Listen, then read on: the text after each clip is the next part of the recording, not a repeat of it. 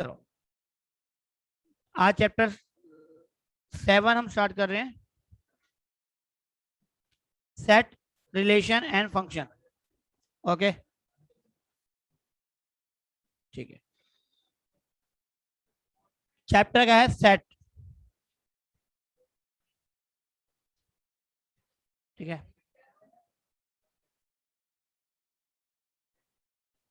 Set के अंदर देखो सेट क्या है, इधर ध्यान दो सभी, ठीक है। सेट क्या होता है? A well defined, a well defined collection of object. देखो well defined collection of objects का मतलब क्या है? मान लीजिए एक कलेक्शन कर रहे हैं, हम कह रहे हैं कि आपकी क्लास में जो स्टूडेंट्स हैं उन सबका एक कलेक्शन करो, ठीक है। ये भी एक कलेक्शन है। मैं कह रहा हूं कि आप सब में से जो बेस्ट प्लेयर है उनका कलेक्शन करो, ठीक है ना। और हम ये कह रहे हैं कि आप में से जो बेस्ट सिंगर है उनका कलेक्शन करो। हो सकता है हम ये पूछ रहे हैं कि आप में से जो best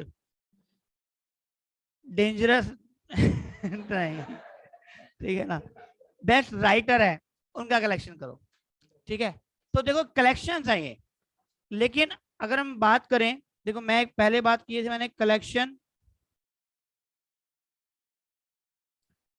of all CA foundation students, ये पहला कलेक्शन।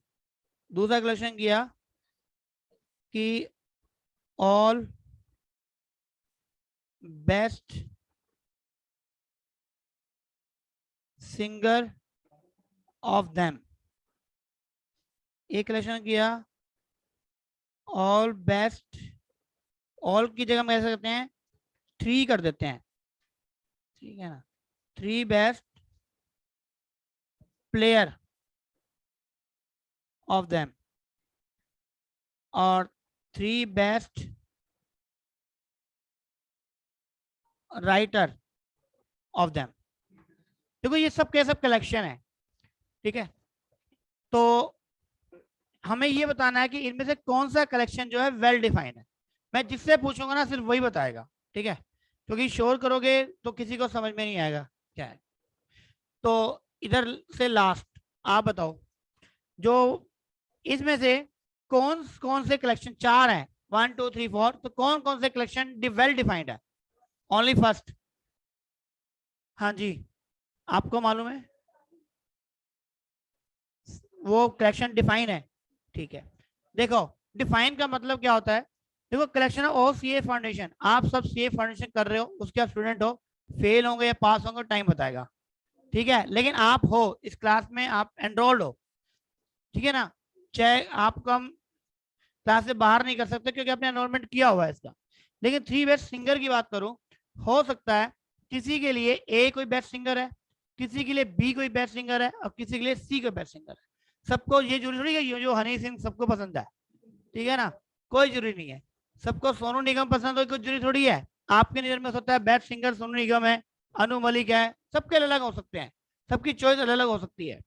जैसी बेस्ट प्लेयर, हो सकता है एक फुटबॉल में बेस्ट प्लेयर है, एक क्रिकेट में है, आप उनका कंपैरिजन कैसे कर सकते हो? कर ही सकते। हो सकता है आपके हिसाब से क्रिकेटर की मैं बात करूं, आप में से कोई कहे जी विराट कोहली सबसे बढ़िया प्लेयर है, क्योंकि आपने कभी सुनील गावस्कर को खेलते देखा ही नहीं, ठीक है ना। तो आप जानते नहीं, होता ऐसा प्लेयर भी हो जिसको लेकिन कभी इंडियन टीम में मौका ही नहीं मिला, लेकिन वो हो सकता है सबसे बेस्ट होगा, लेकिन पॉलिटिक्स की वजह से उसको चांस ही नहीं मिला।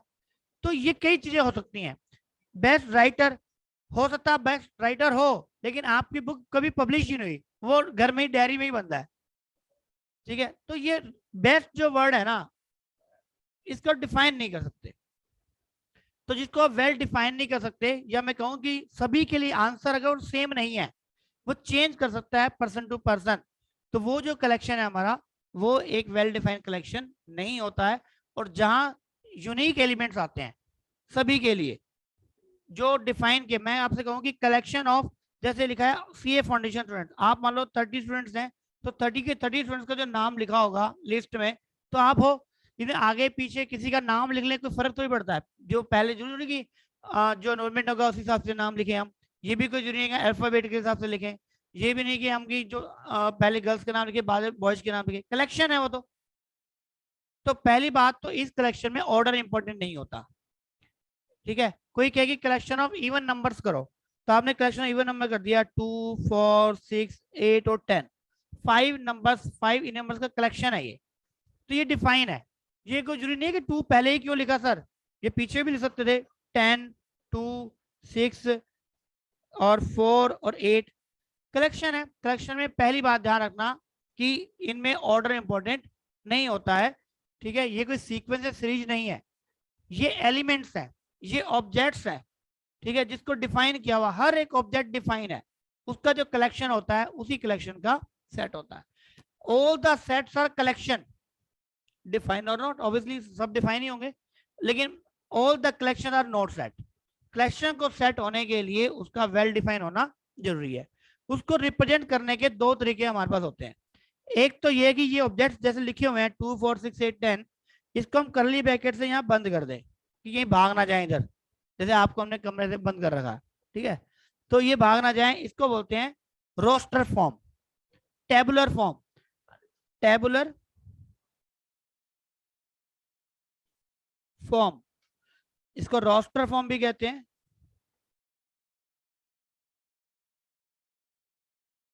टेबल की फॉर्म में लिखा हुआ है, जैसे आप एक रोल कॉलम में फिलहाल अरेंज हो कहीं ना कहीं, ठीक है, तो टेबुलर फॉर्म या रोस्टर फॉर्म होता है।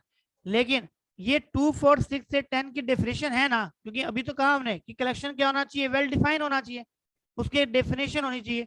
अगर वही डेफिनेशन हम करली ब्रैकेट में लिख दें इस जगह से कि x such that x is a x is an even natural number less than 11, ये यहाँ पे एक लेस देन 11 मान लीजिए, लेस देन 11 से कम इवन नेचुरल नंबर लिखने हैं मैंने, तो 2 4 6 8 मैंने यहाँ पे नोट कर लिए। तो ये डेफिनेशन है, लेकिन हो सकता है कोई इसको दूसरे तरीके से डिफाइन करना चाहे। कोई कहता नहीं सर मैं इसको ऐसे भी लिख सकता हूँ कि x सच दैट, देखो ये दो डॉट लगा लो कोलन या एक स्ट्रेट लाइन, इसका मतलब होता है सच दैट। जो पहली बार पढ़ रहे हैं उनके लिए बता रहा हूं, सच दैट। ओके, तो ठीक है, सच दैट। हाँ कोई ना डाउट नहीं ले रहे, एक्चुअली बच्चे कह रहे हैं कि नेक्स्ट चैप्टर स्टार्ट करने के लिए, इसलिए। ओके ठीक है, सच दैट। तो अब यहाँ पे कहा जा रहा है कि x की जो वैल्यू है ना वो 2n के इक्वल है, where n belongs to capital N, n is less than equal to 5। देखो जो फर्स्ट टाइम पढ़ रहे हैं वो समझ लो, ये जो सिंबल है सी लगा के से बी में लाइन डालते हैं, इसको बोलते हैं बिलोंग्स टू। बिलोंग्स टू मतलब कि वो एक नेचुरल नंबर है, small n belongs to capital N means small n एक नेचुरल नंबर को रिप्रेजेंट कर रहा है, और x की वैल्यू 2n के इक्वल है, n less than equal to 5, मतलब कि n की वैल्यू क्या लिख सकते हैं हम 1 2 3 4 5। तो इन 5 वैल्यू को यहाँ पे रखेंगे तो वैल्यू देखो कौन सी आएंगी, वो यही वैल्यू जाएंगी। ऑर्डर आगे पीछे हो सकता है लेकिन आएंगे यही एलिमेंट। ये जरूरी नहीं है पहले के लोग 1 ही पुट करो, पहले 2 ही दिखाना शो करना, नहीं, आप कोई भी 5 वैल्यू लिखो, 1 2 3 4 5 में से 5 एलिमेंट आएंगे। अब ये जो फॉर्म है जहां हमने डेफिनेशन लिखी है, इस डेफिनेशन की जो फॉर्म होती है इसको बोलते हैं set builder form, set builder form, या इसको कह सकते हैं रूल फॉर्म। रूल लिख दिया ना हमने, किस रूल को फॉलो कर रहे हैं उसके एलिमेंट्स ऑब्जेक्ट, तो ये। और इसको रिप्रेजेंट करने के लिए हम कैपिटल लेटर्स का यूज करते हैं, capital A capital B capital C, और जो ऑब्जेक्ट्स हैं उनको स्मॉल लेटर से रिप्रेजेंट करते हैं, कभी करना पड़े, पर ये कंपल्सरी नहीं है, ये ऑप्शनल है। लेकिन स्टैंडर्ड हमने फिर भी एक मेजर किया हुआ कि हाँ जी कैपिटल लेटर से आप रिप्रेजेंट करो सेट को, और एलिमेंट्स को आप करो स्मॉल लेटर से। कभी आप स्मॉल लेटर को कैपिटल लेटर से रिप्रेजेंट कर रहे हो तो कोई दिक्कत नहीं है, ऐसा नहीं है कि क्यों कर दिया, ऐसी कोई लड़ाई नहीं है हमारी। उसे। ठीक है, तो सेट क्या है? एक वेल डिफाइंड कलेक्शन, उसको लिखना है हमें ऑब्वियसली कलेक्शन को। तो कलेक्शन को लिखने के दो मेथड हैं, एक टेबल की फॉर्म में मतलब कि टेबलर फॉर्म में मतलब कि एलिमेंट्स को लिख दो, और एक सेट बिल्डर फॉर्म में। सेट बिल्डर फॉर्म भी अलग अलग हो सकती है, तो इसका मतलब सेट बिल्डर फॉर्म यूनिक नहीं होती है। एक ही बात को कहने के तीन चार तरीके हो सकते हैं, और इनफाइनाइट मेथड भी हो सकते हैं। ठीक है, इनफाइनाइट मेथड भी हो सकते हैं। तो एक तो ध्यान रखना कि set builder form is not unique. दूसरा, टेबलर फॉर्म में जो ऑर्डर है वो इंपॉर्टेंट नहीं होता। देखो दो तीन बातें हैं, मैं लिख देता हूं यहाँ पे। एक तो order is not important, order important नहीं है।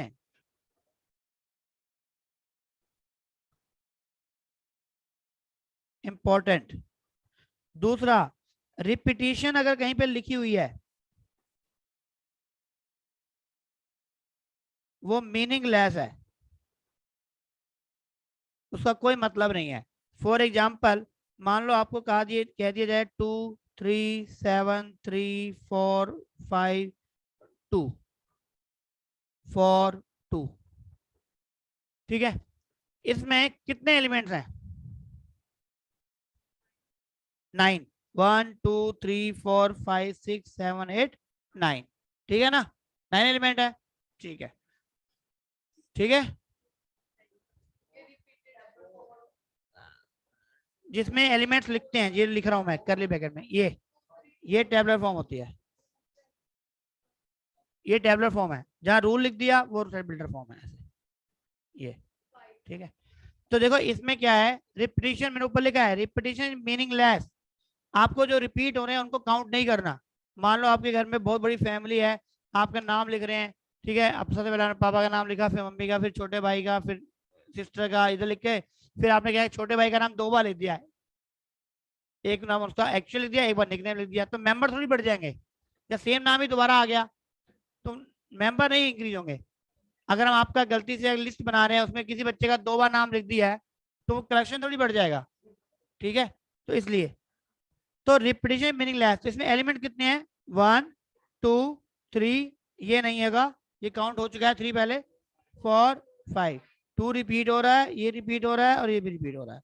तो टोटल नंबर ऑफ एलिमेंट, अगर इसको कैपिटल ए से रिप्रेजेंट करूं, तो total number of represent n A से रिप्रेजेंट करते हैं, वो कितने हो गए यहाँ पे हमारे?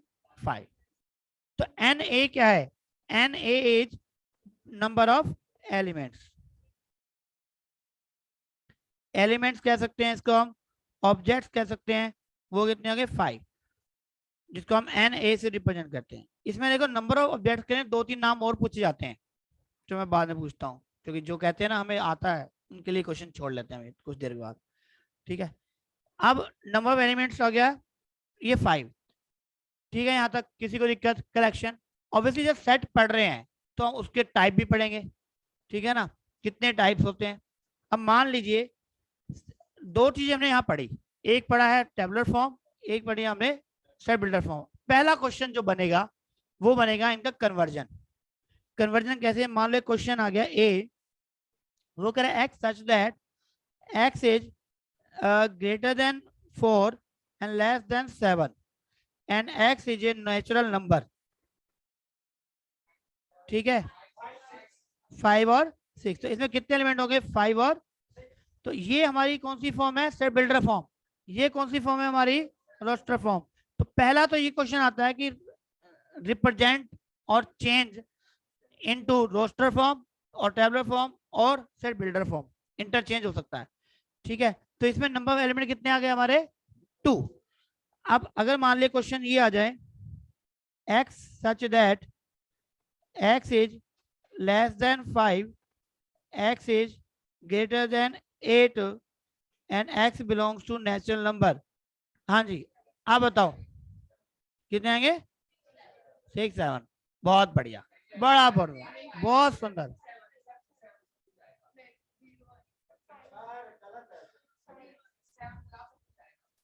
सब कुछ आएगा, जीरो आएगा, सारे आएंगे।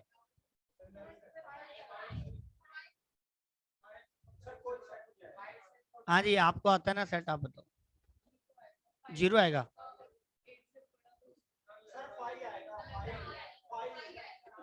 देखो एक्चुअली क्या है, यहाँ पे कोई भी नंबर ऐसा नहीं है इन दोनों कंडीशन को सेटिस्फाइड करे। इसका मतलब ये ब्लैंक ही रहेगा, क्योंकि कोई एलिमेंट है ही नहीं ऐसा जो 5 से छोटा और 8 से बड़ा हो। ऐसा एलिमेंट ही नहीं है, ठीक है ना। क्योंकि एंड बोला है कि ऐसा नंबर बताओ जो 5 से छोटा हो और 8 से बड़ा हो। ऐसा हो ही सकता जो एक टाइम में दोनों को सेटिस्फाइड करे। तो वो करेगा ब्लैंक, क्योंकि इसमें कोई एलिमेंट नहीं है। और ऐसे ब्लैंक सेट को हम बोलते हैं एम्प्टी सेट, जिसको 5 से रिप्रेजेंट करते हैं।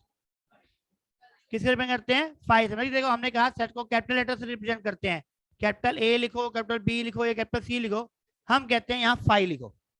तो 5 एक नोटेशन है एक ब्लैंक सेट की। इसका नाम हो गया हमारा एम्प्टी सेट, नल सेट और वॉइड। तो 3 नाम से हम इसको जानते हैं, एम्प्टी सेट, नल सेट और वॉइड सेट। इसके अलावा अगर मान लीजिए एक और लेते हैं हम, x such that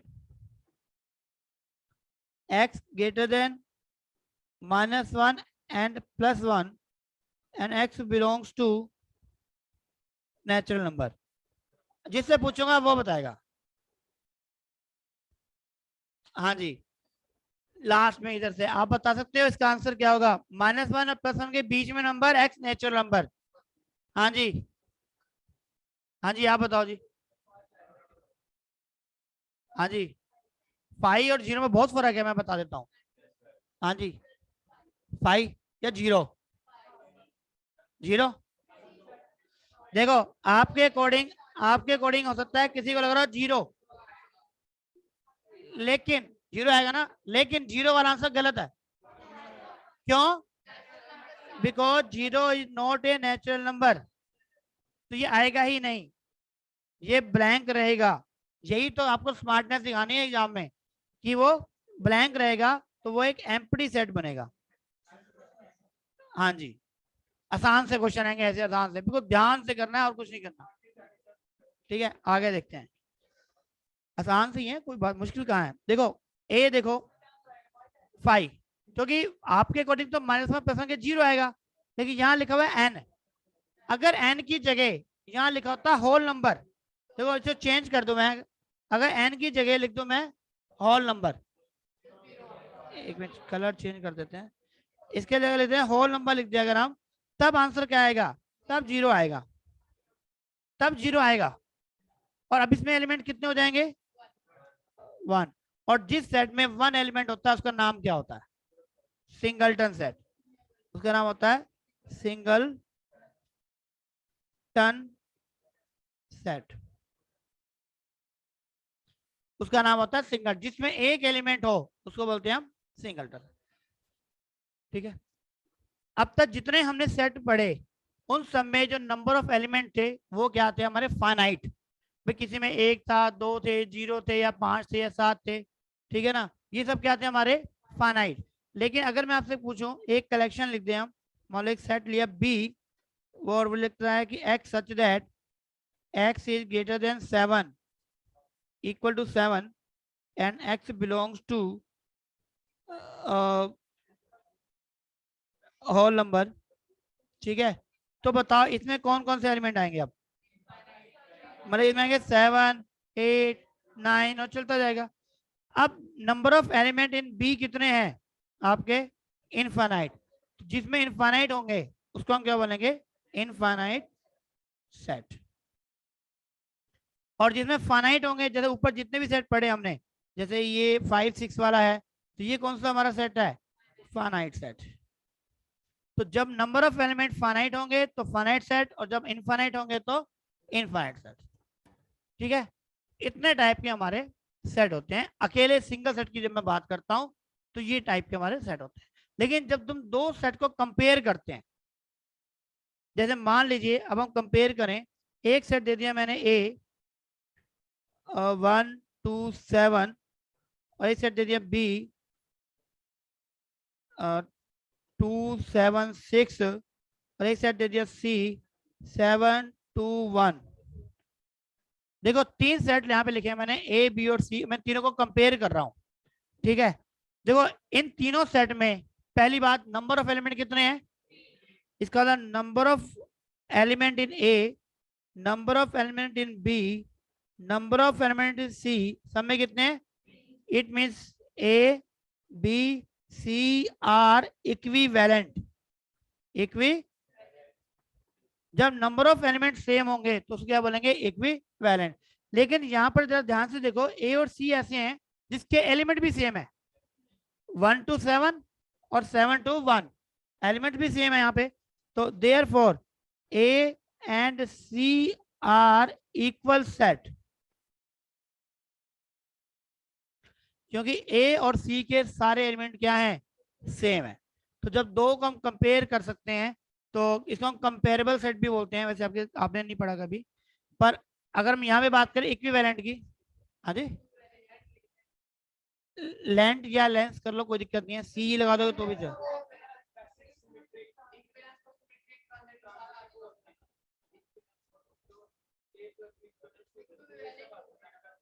A plus B plus सी, कौन, कहाँ पे, कौन से सेट में, रिलेशन में ना, वो रिलेशन है। वैसे मैं बताऊं, इक्विवेलेंट या इक्विवेलेंस से कोई दिक्कत नहीं है, वो इक्विवेलेंट और इक्विवेलेंस एक ही चीज है, ऐसा कुछ नहीं है। इक्विवेलेंस कह लो, इक्विवेलेंट कह लो, वो एक ही चीज है। आप इक्विवेलेंस लिख लो, ऐसा कुछ नहीं, ठीक है ना। एक्सेलेंट कह लो या एक्सेलेंस कह लो, वैसे वो एक ग्रामेटिक की वो है, मीनिंग नियर बाई सेम है। कहने का मतलब इक्विवेलेंट होते हैं, इक्विवेलेंस होते हैं, पर इक्वल नहीं होते। इक्वल तभी होंगे जब उसके एलिमेंट सेम होंगे, बस, ठीक है। वो ऐसा इसका मीनिंग नहीं बदल जाएगा, ठीक है। ये तो थे सेट, कि सेट होता क्या है। अब हमने इसी सेट के बारे में पढ़ना है थोड़ा सा, और एक स्पेशल टाइप ऑफ सेट और होते हैं इसमें, जिसको हम बोलेंगे सबसेट। क्या पढ़ेंगे, सब सेट। देखो सबसेट बहुत आसान सा है। मान लो एक सेट है ए 1 2 और 3, और हमने एक सेट और लिखा बी 1, 2। अब देखो बी के अंदर दो एलिमेंट हैं 1 और 2, और ए के अंदर है 3 एलिमेंट है 1 2 एंड 3। क्या बी के सभी एलिमेंट ए के अंदर हैं? तो हम ये कहते हैं कि if all the element of B exist in A, then B is subset of A and represented by B subset of A। तो B को अगर हम सबसेट बोलेंगे तो A को क्या बोलेंगे हम, सुपर सेट। ये सबसेट का सिंबल है, सी नहीं होता, ये इससे क्या होता है, लेइंग यू, सोता हुआ यू। अब इसको हम जगाएंगे भी, सीधा भी करेंगे, इसको उल्टा भी करेंगे, बहुत कुछ करेंगे इसके साथ, यू के साथ, ठीक है। तो यू के साथ बहुत कुछ होने वाला है, तभी तो, हाँ तो सीधा भी करेंगे उल्टा भी करेंगे, कहता हूँ यू को सब कुछ करेंगे, हाँ यू को सब कुछ करेंगे।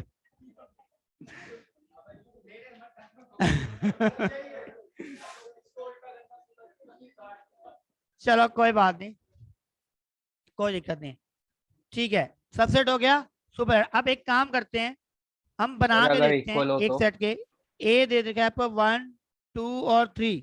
हम देखें एक सेट के कितने सबसेट बनाए जा सकते हैं, तो इसे बना के देखें। अगर हम 1, देखो 1 2 3 4 तो है नहीं एलिमेंट, तो 1 और 2, वो तो मैं सोच रहा था आप भी हाँ में हाँ करोगे, जैसे कबूतर उड़ चिड़िया उड़ ऐसे।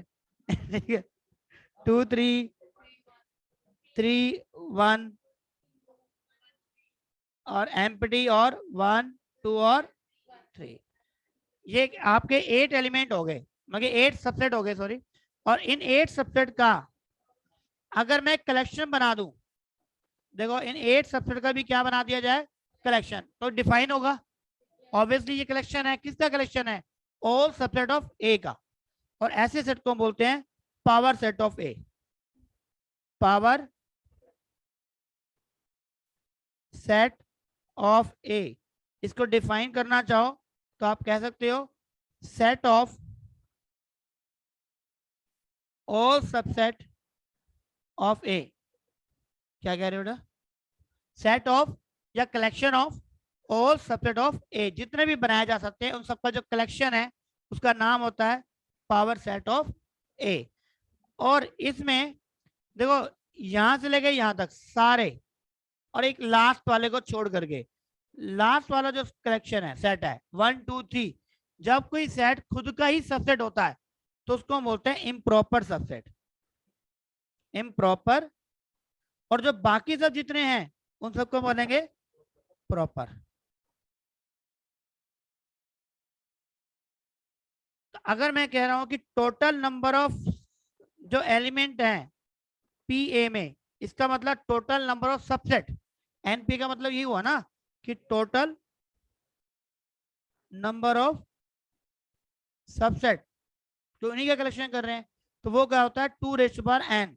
यहाँ पे 3 एलिमेंट है तो 2^3। 3 का मतलब ये वाले 3, 1 2 और 3, तो 8 एलिमेंट हो गए। लेकिन मैं पूछूं नंबर ऑफ प्रॉपर सबसेट, तो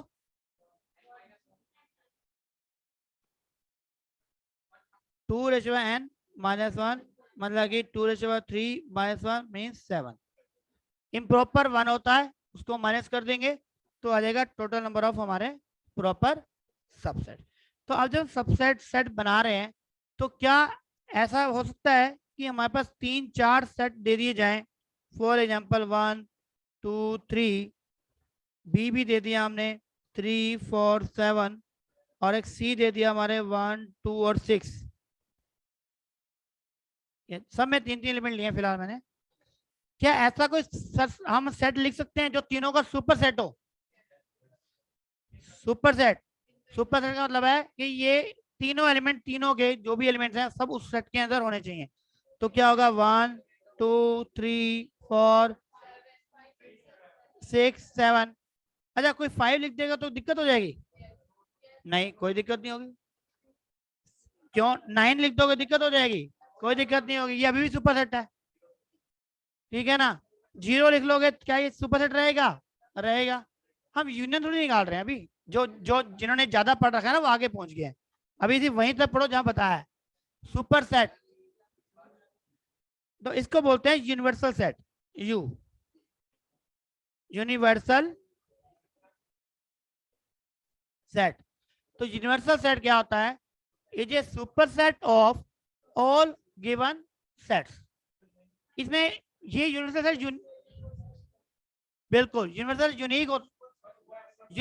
यूनिक और नहीं होता है। दिया हुआ है तो ठीक है, अगर से पूछा गया है, जैसे मान लो एक क्वेश्चन देते हैं आपको, आप सबको आता है तो इसलिए एक क्वेश्चन पूछ लेते हैं आपसे। एक है जिसे पूछूंगा वही बताएगा, फालतू कोई नहीं बीच में बोलेगा। Set of right triangle, triangle से एक ये कलेक्शन है, एक है set of equi lateral triangles, ठीक है। ये राइट ट्रायंगल की बात कर रहे हैं, इक्वल ट्रायंगल की बात कर रहे हैं। इन दोनों का यूनिवर्सल बताना है आपने, जिसे पूछूंगा वो बताएगा। हाँ जी, आप बता सकते हो आगे। दो हैं, सेट ऑफ राइट, ये हो सकता है मेरी रेटिंग समझ में ना आ रही हो, RIGHT, राइट ट्रायंगल्स, और एक है सेट ऑफ इक्विलेटरल ट्रायंगल। दो अलग अलग सेट हैं और हमें इनका यूनिवर्सल बताना है, ठीक है। कोई आइडिया? नेक्स्ट। हाँ जी, ऑल टाइप्स ऑफ ट्रायंगल, क्योंकि उसके अंदर राइट ट्रायंगल्स भी आ जाएंगे, इक्वल ट्रायंगल्स भी आ जाएंगे। क्या इसके अलावा कोई यूनिवर्सल सेट हो सकता है?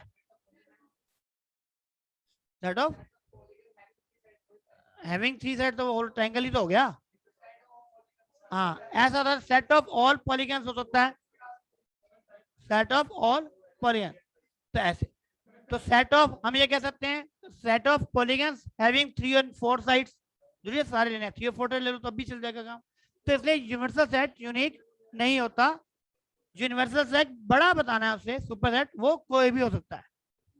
जैसे मान लो आपकी एक फैमिली है, आपकी फैमिली का मतलब है आपके पेरेंट्स को इंक्लूड करके फैमिली है, ठीक है। तो आपके जो ग्रैंड फादर की जो फैमिली है और जो आपके पेरेंट्स की फैमिली है, वो उसका क्या है, सुपर सेट है। ग्रैंड फादर्स की फैमिली जो है वो आपके फादर, आपके पेरेंट्स की जो फैमिली है, फैमिली किसको बोलते हैं, जब अभी आपकी फैमिली नहीं है, ठीक है जब इंडियन लॉ के अकॉर्डिंग, इंडियन लॉ के according after the marriage he family को काउंट करते हैं, चाहे उसमें से हस्बैंड वाइफ हो, चाहे उनके बच्चे इंक्लूड हो, ठीक है। तो अभी आप फैमिली का पार्ट, अभी आप फैमिली का पार्ट हो, but you are not a family, ठीक है। जब हो जाओगे तब बात करेंगे, ठीक है। कहने लगा आपके पेरेंट्स की जो फैमिली है जिसमें आप इंक्लूड हो, आपके ग्रैंड फादर की फैमिली है, उसमें आपके पेरेंट्स और आपके जो चाचा जी होंगे या ताऊ जी होंगे वो भी इंक्लूड है।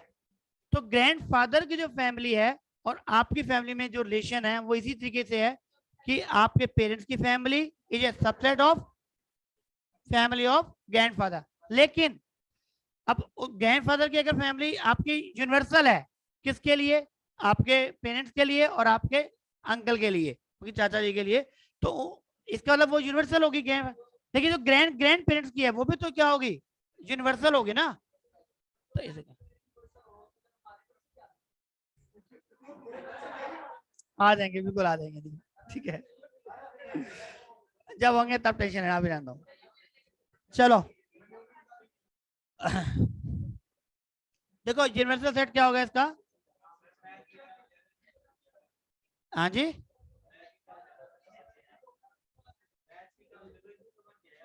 मैथ्स की,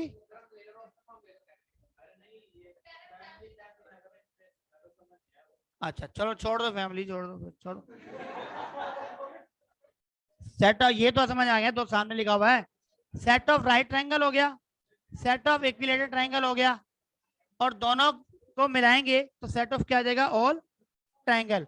ऑल ट्रायंगल में दोनों हो जाएंगे, राइट ट्रायंगल भी और इक्विलेटरल। लेकिन कोई कहता है कि set of all polynomials, polygons, ठीक है, सेट ऑफ ऑल पॉलीगन। तो ऑल पॉलीगन के अंदर क्या होगा, 3 साइड फिगर भी आ गए, 4 साइड फिगर भी आ जाएंगे और 4 साइड, तो ये भी हो सकता है। लेकिन लेकिन इसमें भी ये है कि आप कौन सा लिखोगे, अप्रोप्रिएट। अप्रोमिस अपने हिसाब से जो नियरेस्ट बन सकता है आपने नियरेस्ट ही लिखना है, ठीक है ना। ये नहीं है कि आप लिख दो जी set of all 2D figure 3D figure, वो नहीं।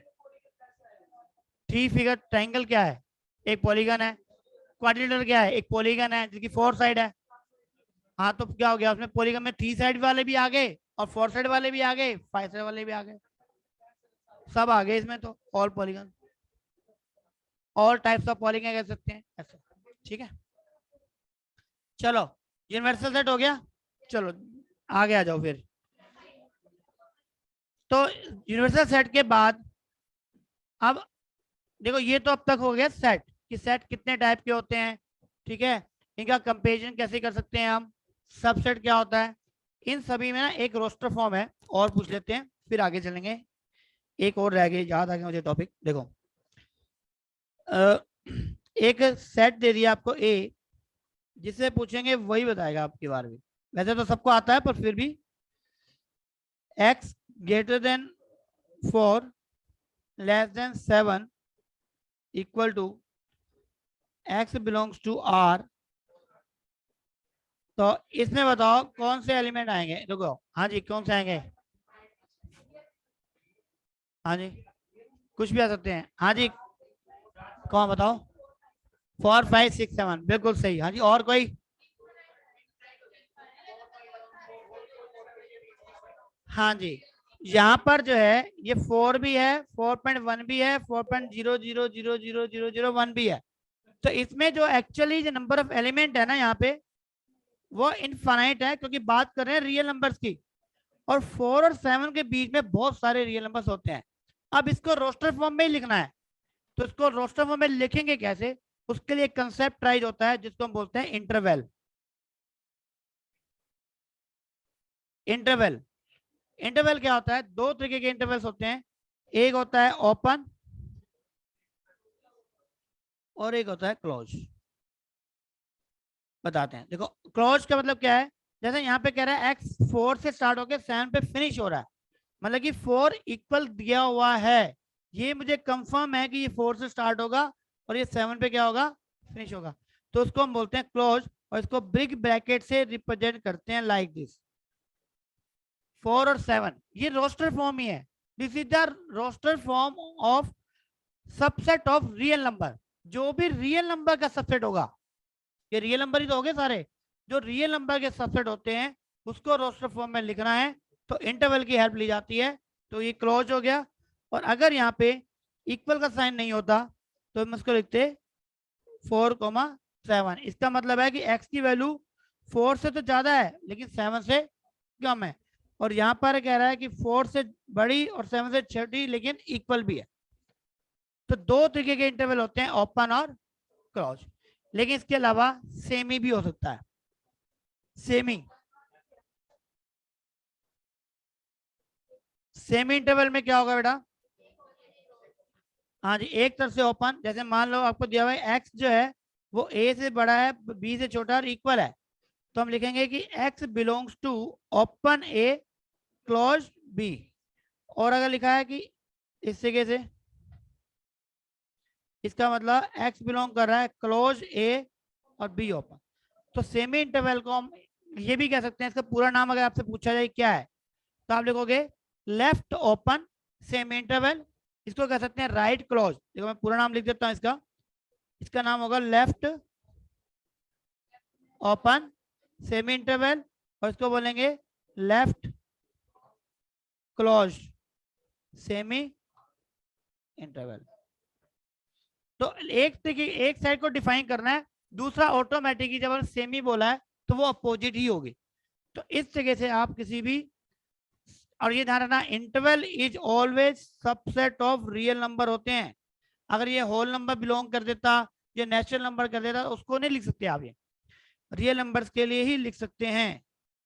Subset of real numbers can be represent in the form of interval open and close. ये हमारे थे टाइप, जितने टाइप के सेट हो सकते हैं एग्जाम में पूछेगा आपसे। मेनली देखो टाइप में पूछ सकता है कि कौन से सेट इक्वल हैं, कौन से सेट आपके इक्विवेलेंट हैं, ठीक है। और ये पूछ सकता है आपसे कि एम्प्टी सेट के ऊपर क्वेश्चन आ सकते हैं, ठीक है। और कौन सा एलिमेंट बिलोंग कर रहा है या नहीं कर रहा, ट्रू फॉल्स पे भी क्वेश्चन आ सकते हैं इसमें, बोथ आर ट्रू और फॉल्स जैसे भी है। इसमें क्वेश्चन ज्यादा नंबर के नहीं आते, ठीक है, 2 या 3 क्वेश्चन आते हैं पूरे चैप्टर में से, ठीक है। अब देखो आगे, अब सेट जब भी कोई चीज हम कंप्लीट करते हैं, जैसे आपने नेचुरल नंबर स्टार्टिंग में सीखा, फिर आपने होल नंबर सीखा, हर बार हमने एक चीज सीखी है, ऑपरेशन। कोई चीज कंप्लीट तब होती है जब उसमें हम पढ़ते हैं ऑपरेशंस। ऑपरेशन जैसे वहां तो पढ़े आपने प्लस माइनस मल्टीप्लाई और डिवाइड नंबर्स में, तो यहाँ पे किस टाइप के ऑपरेशन होते हैं, तो हम ऑपरेशंस के बारे में बात कर रहे हैं अब। और ऑपरेशंस के बाद ही आपका ये टॉपिक जो है सेट वो कंप्लीट हो जाता है, ठीक है। तो ऑपरेशंस में क्या है, ज्यादा मुश्किल नहीं है, ऑपरेशन बहुत आसान है। सबसे पहला है यूनियन। यूनियन यूनियन में कहता है दो सेट है हमारे, उसको दोनों का यूनियन फाइंड आउट करो, तो कहता है ए यूनियन बी। ये यू आपका आएगा जो एक्चुअल यू आता है, और इसकी डेफिनेशन क्या होती है कि इसमें वो एलिमेंट लेने हैं आपको जो ए में है या बी में है और बोथ दोनों में। एक एग्जांपल ले लेते हैं, let A equal to 1 2 3 B equal to 3 4 5। अब बताओ ए यूनियन बी क्या होगा इसका, 1 2 3 4 5।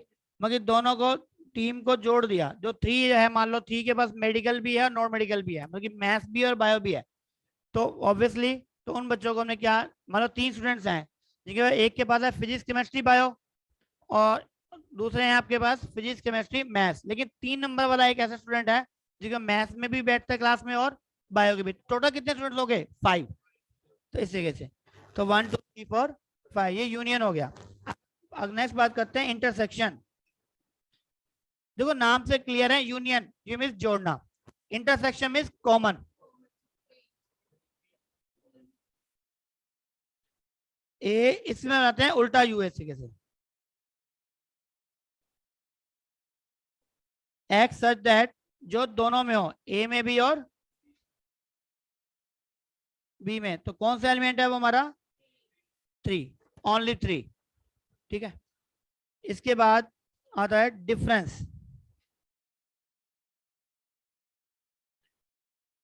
ए माइनस बी, वो एलिमेंट आएंगे जो ए में तो हैं बी में नहीं है। अब बताओ ऐसे कौन से एलिमेंट है जो ए में है और बी में नहीं है। यहाँ पे देखो ए में 1 2 3 है, 3 4 5 1 2, दो एलिमेंट ऐसे हैं जो ए में है लेकिन बी में नहीं है, तो यहाँ आएगा 1 2। अगर यहीं पर बी माइनस ए फाइंड आउट करें तो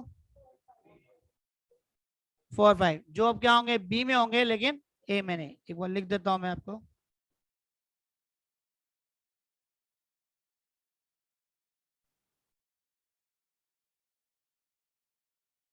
ठीक है। इसके बाद एक और है जिसको बोलते हैं सिमेट्रिक डिफरेंस,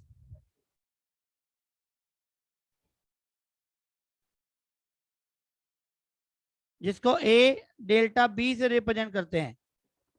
हाँ जी, कौन बताएगा ये इसका आंसर?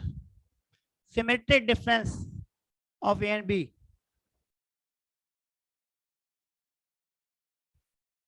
है कोई? सिमेट्रिक डिफरेंस वाला है कोई बताने वाला? नहीं है तो देखो, सिमेट्रिक डिफरेंस क्या होता है, A minus B union B minus A, दोनों डिफरेंस का यूनियन सिमेट्रिक डिफरेंस होता है। तो क्या एलिमेंट आएंगे 1 2 4 और, लेकिन इसको ना एक तरीके से और भी डिफाइन कर सकते हैं, A union B minus A intersection B, मतलब कि यूनियन और इंटरसेक्शन का डिफरेंस ही आपका सिमेट्रिक डिफरेंस होता है। आप करके दे सकते हो, ये हमारा है यूनियन और ये है डिफरेंस, इसका यूनियन और इंटरसेक्शन, इसका डिफरेंस निकालो तो कौन से एलिमेंट आएंगे 1 2 और 4 5, तो वही हमारा आंसर है यहाँ पे 1 2 4 5। तो सिमेट्रिक डिफरेंस की दो डेफिनेशन होती हैं, एक union of both difference A minus B and B minus A, या फिर difference of union and intersection. इसके बाद आता है कॉम्प्लीमेंट,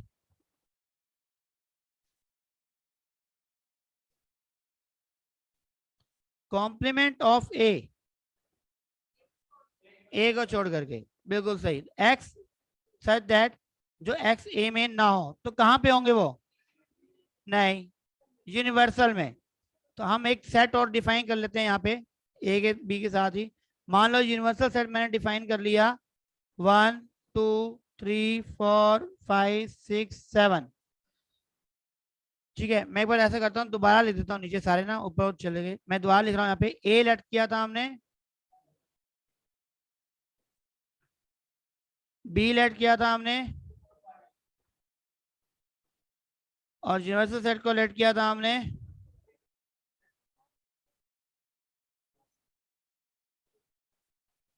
ठीक है। अब बताओ मुझे ए कॉम्प्लीमेंट क्या होगा, इसको ए डैश से रिप्रेजेंट करते हैं या ए सी से? कौन सा आएंगे 4 5 6, ऐसे बी कॉम्प्लीमेंट क्या होगा?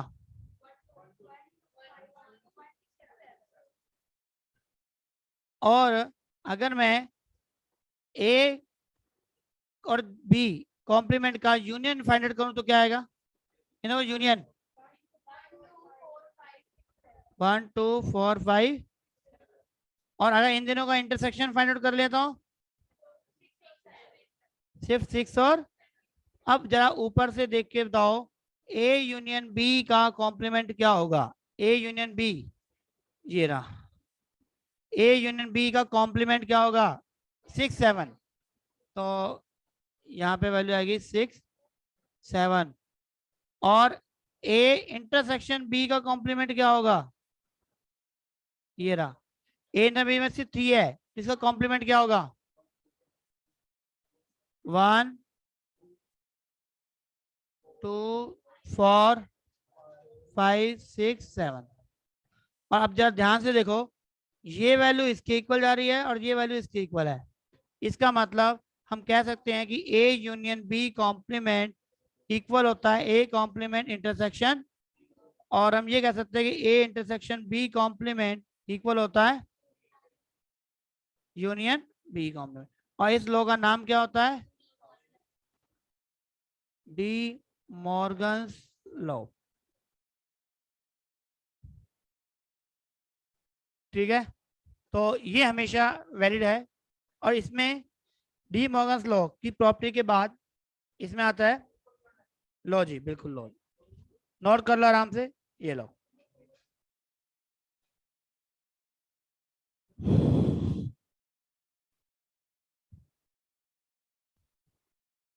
साफ दिख रहा है क्या? नोट कर लो।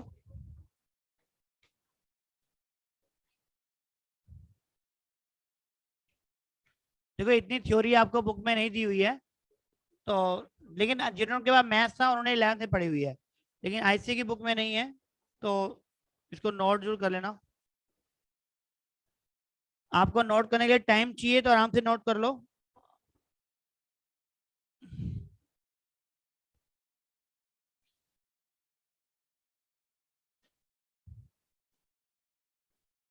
हाँ जी।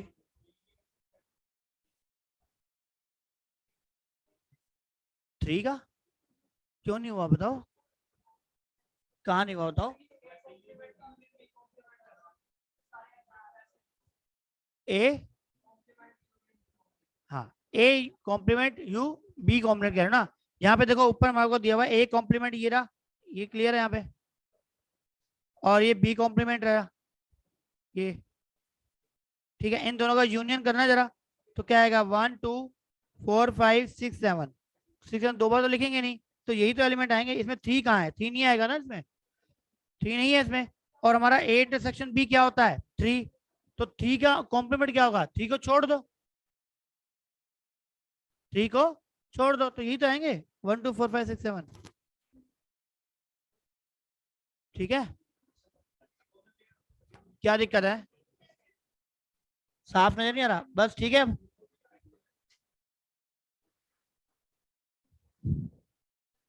ऑनलाइन जो स्टूडेंट्स हैं बेटा, उनका कोई डाउट हो तो मुझे चैट बॉक्स में लिख दो।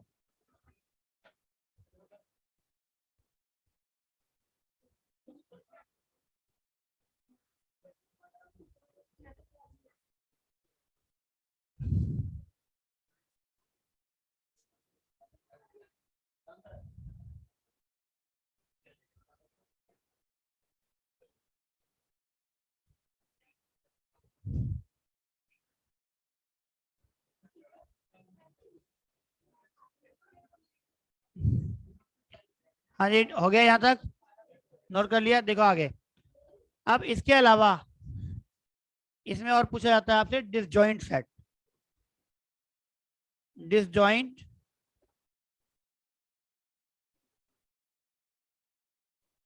सेट। हाँ जी, डिसजॉइंट सेट क्या होता है? कौन बताएगा डिसजॉइंट सेट? 11th में था डिसजॉइंट सेट, जिनमें इंटरसेक्शन 5 हो। If there is no common element in two sets, they are called at disjoint. मैं यहाँ कंडीशन लिख देता हूँ। If A intersection B equal to 5, if A intersection B equal to 5, then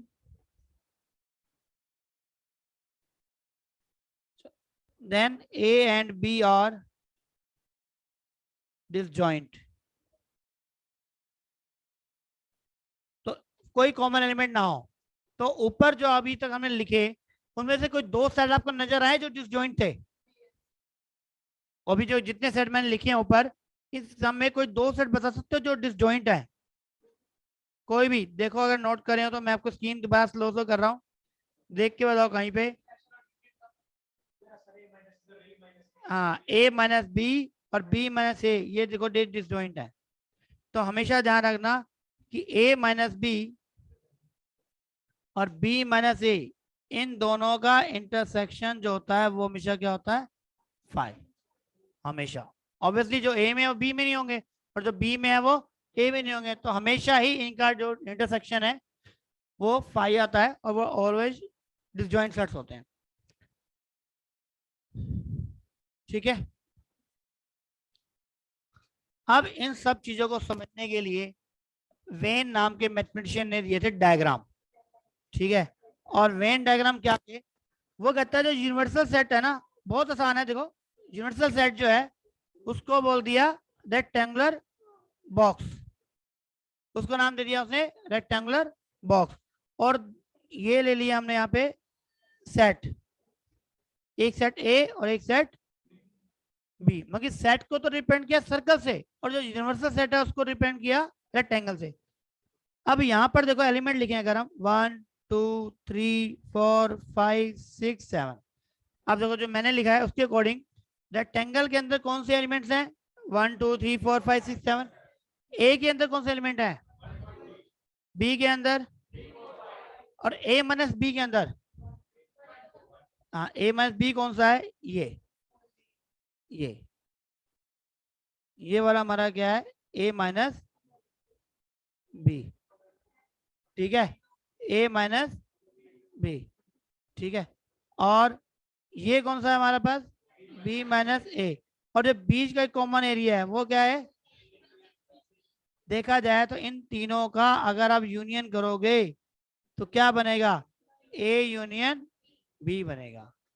कैसे बनेगा मैं दोबारा बना के दिखाता हूँ, देखो आपका रेक्टेंगुलर बॉक्स लिया, ये ए और बी, ए बी 1 2 3 4 5, देखो इन सबका अगर मैं शेड कर दूं तो ये किसको रिप्रेजेंट कर रहा है, अब ए यूनियन बी, 6 और 7 कहीं बाहर होंगे। आपसे कहा जाए ए कॉम्प्लीमेंट को रिप्रेजेंट करो वेन डायग्राम में, ए कॉम्प्लीमेंट, तो ए ये रहा बी ये रहा, ए को छोड़ करके सारा शेड कर दो। तो यहाँ पर देखो 1 2 3 4 5 6, अब बताओ शेडेड रीजन में कौन से एलिमेंट आ गए, 4 5 6 7, 3 नहीं आएगा ना, ये ऐसे है यहाँ पे, ये 1 2 3 नहीं आएंगे, इसको छोड़ के इसके बाहर। तो आप देखो ऊपर हमने यही लिखा था ए कॉम्प्लीमेंट जो लिखा था, ये रहा 4 5 6। तो वेन डायग्राम से थोड़ा सा क्वेश्चन जो होते हैं वो आसानी से सोल्व हो जाते हैं। और एक चीज और बताओ, यहां पर लिखा हुआ था हमारे पास A union B, A union B में कितने एलिमेंट है, ए यूनियन बी में कितने एलिमेंट है 5, एन ए यूनियन बी में है आपके 5, एन ए में कितने हैं, ए में देखो कितने हैं 3, और एन बी में कितने हैं, तो एन ए इंटरसेक्शन में कितने हैं। अब देखो यहाँ पे रिलेशन देखो इनका, n A plus n B minus 1 equal to में क्या आएगा 5। तो इसमें एक रिलेशन होता है हमेशा ही कि n A union B is always n A intersection B, क्योंकि ए इंटरसेक्शन बी को दोनों में काउंट कर लिया आपने, एन ए में भी काउंट करते हैं और एन बी में करते हैं, इसलिए उसको क्या करना पड़ता है 1 टाइम माइनस। तो यहां पर आकर के हमारा जो सेट की जो थ्योरी है, थ्योरेटिकल पोर्शन है वो यहाँ पे फिनिश हो जाता है। लेकिन अगर मान लिया 3 सेट हो तो क्या 3 सेट के लिए भी वेन डायग्राम हो सकता है ऐसे, तो ए बी और, तो यहां पर ये बताओ ये कौन सा एरिया है। चलो एक काम करते हैं, इनको ना नंबर डाल के फिर आपसे पूछते हैं, आपको बहुत कुछ आता है मुझे लग रहा है, चेक कर लेते हैं 1 2 3 4 5 6 7 और ये 8। चलो एक काम करते हैं, अब आपसे ना टेस्ट ले लेते हैं आपका छोटा सा। चलो 5 जो है जो बताएगा उसका 1 मार्क्स, जो नहीं बताएगा गलत बताएगा -10। और क्या ओरल टेस्ट हो रहा है इसमें तो ऐसा चलेगा। देखो 5 है, 5 किसको रिप्रेजेंट कर रहा है, ये मुझे उम्मीद थी कि सबको पता होगा इसलिए सबसे पहले यही पूछ लिया मैंने। चलो अब जिससे मैं पूछूं वही बताएगा, ठीक है ना। तो इधर स्टार्ट करते हैं, पहले आपका नंबर, इसमें आप बताओ 2 जो है वो 2 किस चीज को रिप्रेजेंट कर रहा है, ए इंटरसेक्शन, नेक्स्ट आप बताओ 1 मिनट में आएगा नंबर, टेंशन ना लो। ठीक है, आपका क्या आंसर है? ये मैंने ए इंटर बी लिखा है, ठीक है, इसका मतलब ओनली। अच्छा, ओनली में क्या होता है? अच्छा, नहीं वो वर्ड नहीं यूज करना, इसमें ए बी और सी को यूज करके बताना है, ऐसा नहीं। हाँ जी, आप बताओ टू क्या है? हाँ जी, ये एमसीक्यू में ऐसी क्वेश्चन आता है, शेडेड होता है, और वो कहता है ये एरिया जो ए है ना, ये किस चीज को डिपेंड कर रहा है, A B C D option होते हैं बस। हाँ जी। अच्छा जी, बिल्कुल सही, हम ये कह सकते हैं, लेकिन ये हमारे ऑप्शन में नहीं मिलेगा, लेकिन ये ठीक है। ये आपने जो कहा वो ठीक है कि ए इंटर बी में से आपने क्या किया, ए इंटरसेक्शन बी इंटरसेक्शन, दिमाग ठीक लगाया। लेकिन हम इसको ऐसे भी कह सकते हैं कि ए इंटरसेक्शन बी तो है, लेकिन एक कॉम्प्लीमेंट सी है, सी का कॉम्प्लीमेंट है। देखो सी से बाहर, सी से बाहर, सी से बाहर कौन कौन है? देखो 1 2 3 और 8 है ना, सी से बाहर 8 है, 1 2 3 और अब ए और बी का इंटरसेक्शन क्या है? 2, और 2 का उससे इंटरसेक्शन लेंगे तो क्या आएगा? सिर्फ 2। तो A intersection B intersection C complement आएगा इसका। ऑप्शन में ना ऐसे कॉम्प्लीमेंट लगे ऑप्शन आएंगे, A intersection B complement intersection C, ऐसे। चलो अब बताओ 2 + 5 क्या है? आप बताओ, आप बताओ 2 + 5। हाँ, 2 + 5 दोनों मिलके जो बता रहे हैं ना, वो ए इंटरसेक्शन बी बता रहे हैं, वो बिल्कुल ठीक है। तो 4 बताओ क्या होगा? नेक्स्ट आप बताना, आपका नंबर। हाँ, 4 A intersection C, A intersection C intersection B complement, ठीक है। चलो अब 4 + 5 क्या होगा? Section C. 5 + 6 क्या होगा? 5 + 6 बी इंटरसेक्शन। चलो ये बहुत बढ़िया था सबका, है ना। अब आपका नंबर बताओ 1 क्या है? 1 किसको रिप्रेजेंट करेगा? ओनली ए। अगर ए बी और सी को यूज करके लिखना है तो है,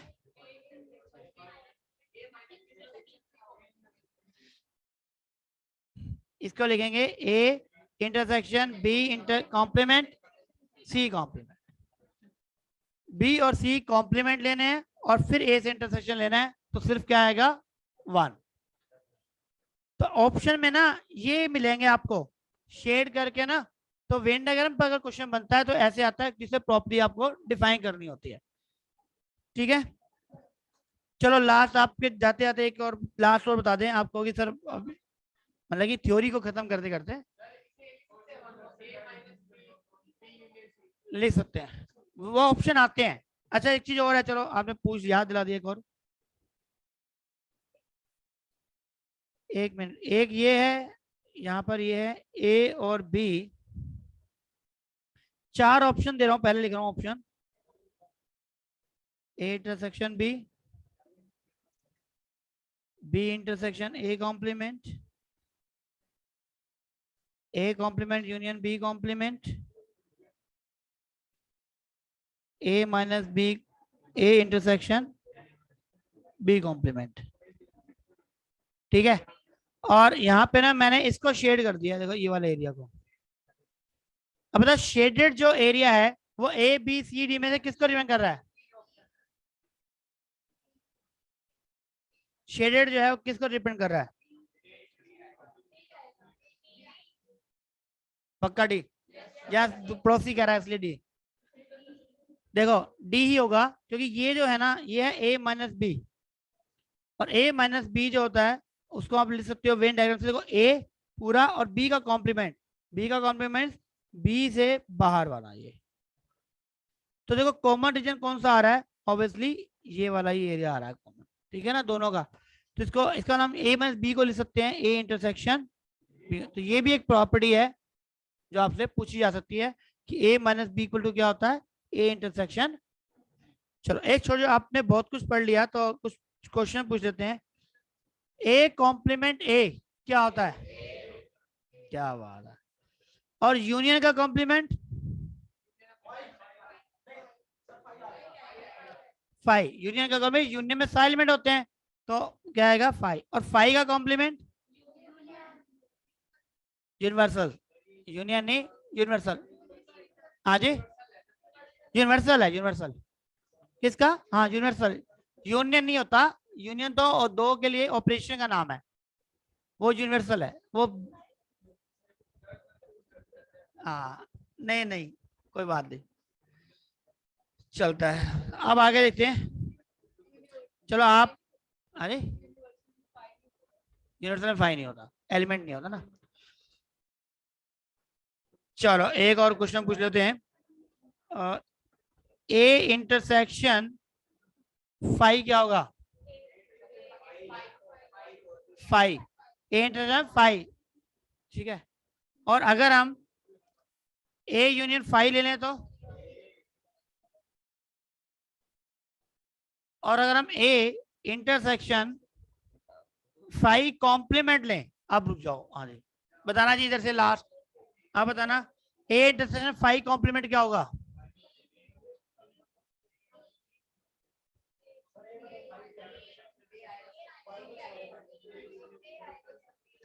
देखो फाइव कॉम्प्लीमेंट क्या होता है, यूनिवर्सल, उसका इंटरसेक्शन ले रहे हैं तो क्या आएगा, ए ही आएगा, क्योंकि यूनिवर्सल के अंदर तो ए के सारे एलिमेंट होंगे ही होंगे, ठीक है।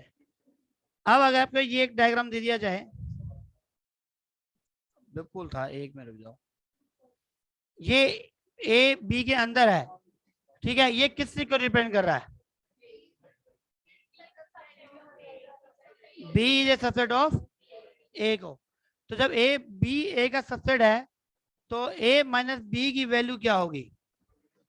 अगर एलिमेंट लिख दिया यहाँ पे 1 2 3 लिख दिया और यहाँ 4 लिख दिया, ठीक है, तो ए माइनस बी की वैल्यू क्या होगी।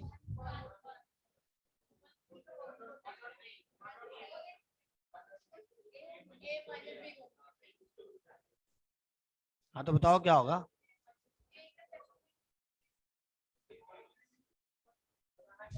ए माइनस बी की वैल्यू बतानी है।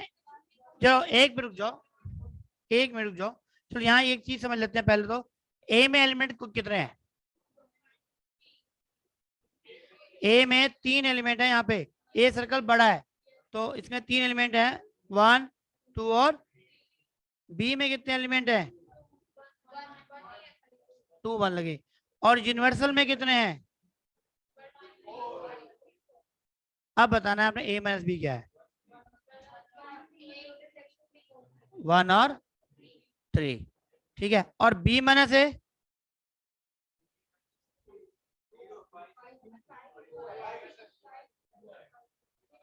2 5 आएगा, क्योंकि बी में कोई भी ऐसा एलिमेंट नहीं है जो बी में हो लेकिन ए में ना हो, तो उसका आंसर क्या आएगा 5। देखो जहां भी कंफ्यूजन हो जाए ना ऐसे डायग्राम में, आप सेट बनाओ, सेट को बना करके जो भी क्वेश्चन आपसे पूछ रहा है आप उसका रिप्लाई कर सकते हैं, ठीक है। तो इस तरीके से क्वेश्चन जितने भी चाहें सेट थ्योरी पे बनाए जा सकते हैं, पर है आपके सिलेबस में इतना ही, इससे ऊपर नहीं क्वेश्चन है, ठीक है। चलो हाँ जी, अब बोलो क्या कह रहे थे। सबसेट होता है, बिल्कुल होता है। 5 बताता हूँ, अब यहाँ पे भी देखो तो। अब इसने क्वेश्चन पूछा है तो आपके ऊपर एक क्वेश्चन और पढ़ने वाला है। एक क्वेश्चन पूछ रहा हूँ, कोई बात नहीं, ध्यान दो। देखो अब वो कह रहा है कि 5 सबसेट होता है लेकिन 5 एलिमेंट क्यों नहीं होता। इस पर एक क्वेश्चन करा रहा हूं मैं, और उस क्वेश्चन से सारा कुछ आपको क्लियर हो जाएगा, ठीक है, ये नोट कर ले।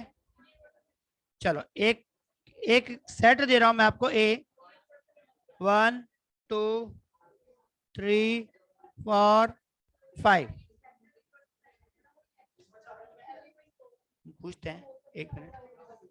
देखो यहाँ पर एक क्वेश्चन है, ये एक सेट दिया और यहाँ पे मैं आपसे 8 10 क्वेश्चन पूछूंगा, और थोड़ा ध्यान से समझ लेना, ये अकेला क्वेश्चन सारे कंफ्यूजन दूर कर देगा। सबसे पहले तो इसमें नंबर ऑफ एलिमेंट जो है वो कितने हैं, तो समझो इसको 1 2, ये पूरा एक एलिमेंट है इंक्लूडिंग करली ब्रैकेट, और 4, 4 एलिमेंट है पहली बात तो इसमें, ठीक है। आपसे पूछा जाएगा ट्रू और फॉल्स, अगर मैं पूछूं तो देखो 1 बिलोंग्स टू ए, ट्रू और false? True. 2 belongs to A, true और फॉल्स? ट्रू है। हाँ जी। 3 बिलोंग्स टू ए, हाँ जी फॉल्स, क्योंकि 3 एलिमेंट है ही नहीं कहीं पे। अगर 3 अगर होगा तो यहाँ पे बाहर 3 लिखना पड़ेगा इसको, ठीक है। चलो 4 बिलोंग्स टू ए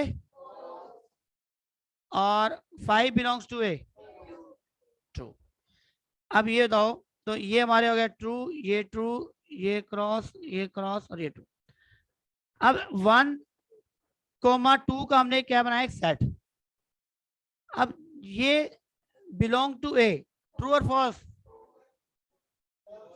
ट्रू वाले कौन से हैं, हाथ खड़े करो पहले तो, ट्रू वाले। और फॉल्स वाले हाथ खड़े करो। फॉल्स वाले सारे ही हैं, आपका कोई आइडिया नहीं है। चलो ठीक है, थैंक यू। तो ये देखो 1 2 बिलोंग्स टू, देखो बिलोंग्स का मतलब है, अच्छा एक तो ये हो गया। इससे पहले मैं क्यों लिखता हूँ 3 4 बिलोंग्स टू ए, ट्रू और फॉल्स? देखो ये ट्रू है, ऊपर फॉल्स है। कारण समझो, यहाँ पे 1 और 2 दो एलिमेंट हैं, दोनों एलिमेंट का एक कलेक्शन बनाया हमने, और वो कलेक्शन ए को बिलोंग कर रहा है नहीं, क्योंकि वो वहां पे 1 और 2 अलग अलग एलिमेंट है। लेकिन यहाँ 3 और 4 एक एलिमेंट है, बिलोंग हमेशा एलिमेंट करेगा, सेट नहीं करेगा। ये 3 4 क्या है, एक एलिमेंट है जो सेट की फॉर्म में लिखा हुआ है। तो ये तो आपका है ट्रू, और ये क्या है आपका। लेकिन अगर मैं इसी सेट का एक और सेट बना दूं, अब बताओ ये बिलोंग्स टू ए होगा क्या, ये सेट होगा? अच्छा अब बताओ 5, अब ये अगर मान लो, अब यहां समझो, अगर ये इसका सबसेट है तो इसका मतलब 3 4 इसका क्या है, एक एलिमेंट है, ठीक है। तो अब बताओ 5 ए का सबसेट है, ट्रू है फॉल्स? ट्रू है। 5 तो सेट सब, 5 सबसेट है। अगर मैं कहता 5 बिलोंग्स टू ए है, तो आप कहते कि फॉल्स, क्योंकि 5 एक एलिमेंट नहीं है। अगर यहाँ पे लिखा हुआ हो एक एलिमेंट 5 है, तब मैं कहूंगा now 5 is element of A. पर अभी यहाँ पे है ही नहीं, इसका 5 is not a belong to A. जब 5 बिलोंग नहीं कर रहा, तो उसका भी अगर मैं कलेक्शन बना लूं, मान लो बना दूं, और मैं कहूं कि वो ए का सबसेट है या नहीं है, नहीं होगा। जब 5 एलिमेंट नहीं है, देखो ध्यान दो, थोड़ा सा कंफ्यूजन जरूर है यहाँ पे। देखो 5 बिलोंग्स टू ए नहीं है, तो उससे बनने वाले सेट है वो सबसेट भी नहीं होगा। 5 सबसेट है, ठीक है, क्योंकि उसके अंदर कोई एलिमेंट नहीं है, तो वहां ब्लैंक जगह है ना, जो ब्लैंक स्पेस है।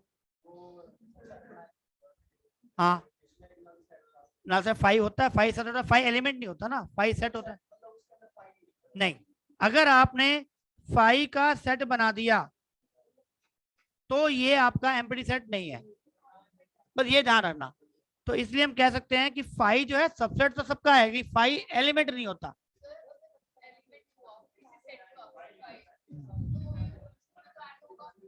हाँ अगर होगा, एलिमेंट नहीं है ना, सबसेट बनेगा, एलिमेंट काउंट नहीं होगा। चलो एक लास्ट क्वेश्चन पढ़ते हैं, फिर क्वेश्चन करते हैं। हाँ जी बोलो, आपका क्या था, बोलो। क्योंकि वो एलिमेंट नहीं है ना, 5 एलिमेंट ही नहीं है ना, ए में ना बी में एलिमेंट ही नहीं है। बेटा यूनिवर्सल में कौन आएगा, जो एलिमेंट होगा। क्या 5 ए का एलिमेंट है, क्या 5 बी का एलिमेंट है, नहीं है। 5 यूनिवर्सल का सबसेट है, 5 यूनिवर्सल का सबसेट है, लेकिन 5 एलिमेंट नहीं हो सकता ना, इसलिए। चलो अब एक लास्ट क्वेश्चन दे देते हैं उन बच्चों के लिए जिनको सेट बहुत अच्छी तरह आता है, जिनको सेट बहुत अच्छी तरह आता है उन बच्चों के लिए इसने बताना है नंबर ऑफ एलिमेंट कितने हैं, गिन लो।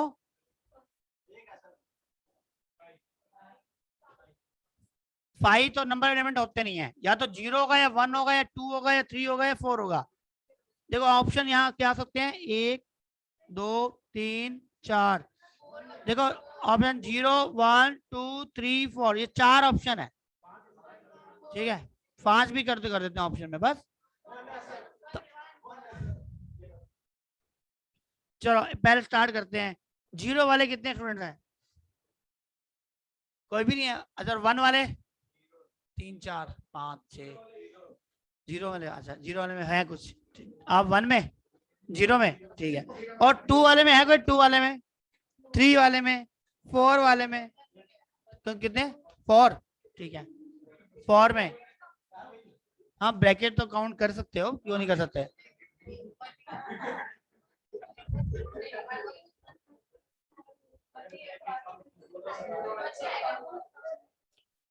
इसका आंसर जो है वो है वन। बताता हूं, एलिमेंट्स की जो रोस्टर फॉर्म की डेफिनेशन है वो क्या है? देखो, वो क्या कहती है कि जो नंबर ऑफ एलिमेंट्स होते हैं उनको हम सेपरेट करते हैं कोमा से। यहाँ कोमा नहीं लगाया। पहली बात समझो, मान लो एक वन एक एलिमेंट है, वन एक एलिमेंट है और मैंने इसको ब्रैकेट बना दिया, ये एक सेट बन गया ए। अब मैंने इस ए का एक सेट और बनाया जिसको नाम दे दिया बी। अब बताओ बी में कितने एलिमेंट है? इस बी का फिर एक सेट बना दिया मैंने सी। सी में कितने एलिमेंट है? और सी का दोबारा से मैंने एक सेट बना दिया डी। डी में कितने एलिमेंट है? अब वापस चलते हैं। अब सी की जगह रख दो ये, फिर बी की जगह रख दो ये वैल्यू, और वन की जगह रख दो, ए की जगह रख दो वन वैल्यू। तो यही तो बन के आ जाएगा सारा। और यहाँ पे क्या है, ये जो है ना ये फाइव है, ये एक मिनट, ये जो है ना ये एक एलिमेंट है जिसको क्या कह सकते हो आप? तो फाइव एक एलिमेंट बना। फाइव से क्या बना? ये एक सेट। उससे क्या बना? ये एक सेट। उससे बना ये क्या? एक सेट। तो एक सेट ही तो एक एलिमेंट हुआ। बार बार सेट बड़ा होता गया, उनकी और ब्रैकेट लगते गए, पर वो एक एलिमेंट ही रहा। मैंने कोमा नहीं लगाया कहीं पे भी। अगर कोमा लगा के देता मैं तो वो दो हो जाते। ध्यान रखना, कभी भी काउंटिंग कर रही हो ना आप, ये देखो उसमें कोमा कितने लगे हुए हैं बाहर। जैसे यहाँ पे ये जो क्वेश्चन था, ये यहाँ पर देखो स्टार्टिंग में ये वन, फिर टू, और ये पूरा कोमा के अंदर है, इन बाहर के दोनों कोमा के बीच में है। और ये वहां पे, तो कितने एलिमेंट हो गए यहाँ पे? चार, वन टू थ्री फोर। अंदर वाले काउंट नहीं करने, तो ऐसे सेपरेट करके काउंटिंग कर सकते हो। चलो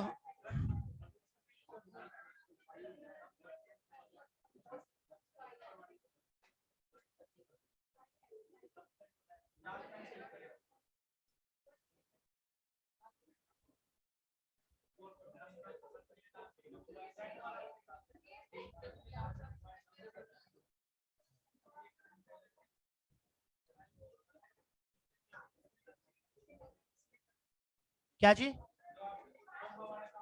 देखो, देखो वन, ये वन, ये देखो one two three four five six seven. किसमें लगाया मैंने कॉमा? कहाँ लगाया? दिखाओ, दिखाओ एक मिनट, कहाँ लगाया? वो कॉमा तो वो एंड में गलती से लगा हुआ है, वो तो सुधारने में। ये हो गया ना वन टू थ्री और फोर।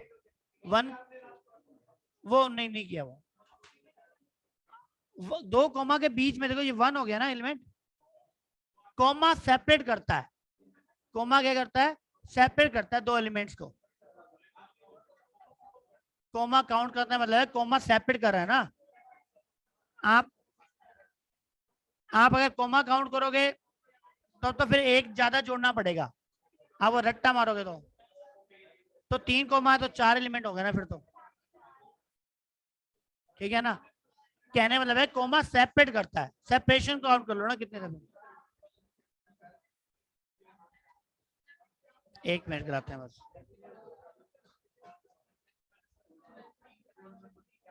हाँ जी देखो इधर, टाइप सेट, एक तो एम्प्टी सेट होता है, singleton set, singleton, finite set, infinite set, subset. नहीं सबसेट नहीं, बस यही था, चार ही टाइप के होते हैं। वो तो फिर सबसेट के अंदर आ गए ना। हाँ वो सबसेट के अंदर आएंगे ना। ऐसे तो फिर इक्विवेलेंस वो तो प्रॉपर्टीज में आ गया। बस यही। फिर ऐसे सबसेट लिखो, सबसेट लिखो, प्रॉपर सबसेट लिखो, एम्प्टी, नल सेट।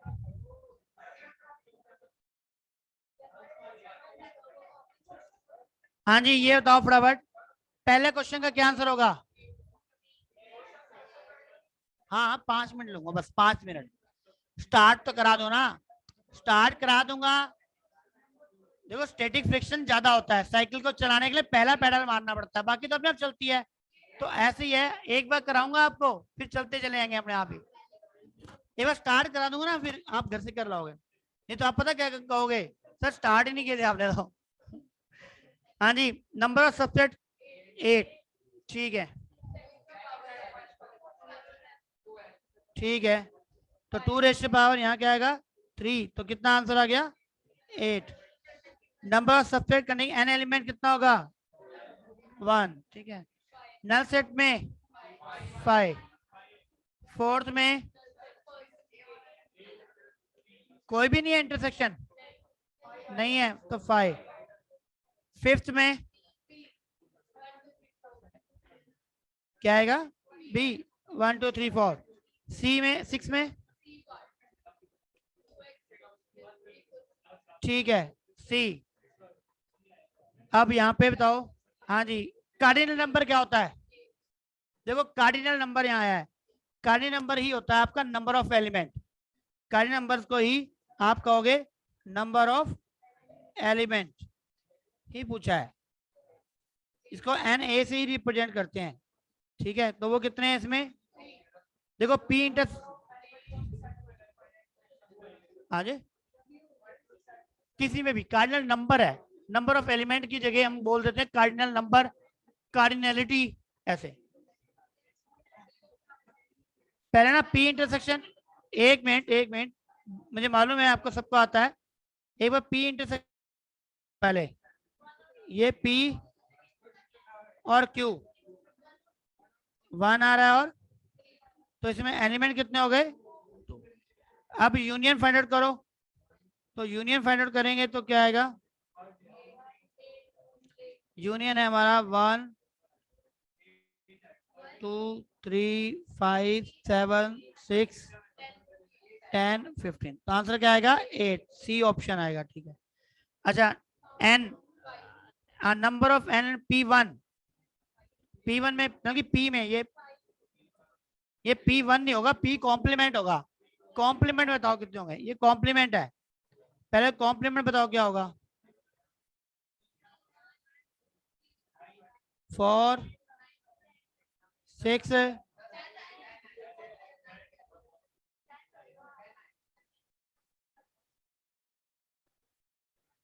कितने हो गए 1 2 3 4 5 6 7 8 9 10। क्यू डैश में,